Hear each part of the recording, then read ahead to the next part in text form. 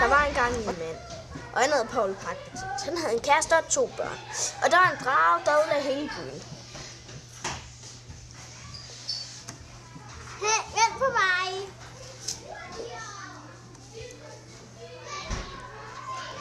Her er vi så ved vandhullet. Vent på mig. Ja. Hej. Hej. Jeg vil have fat på min banan. Hey, vent banan. Hey, din dumme svage. Giv mig min banan. Ups.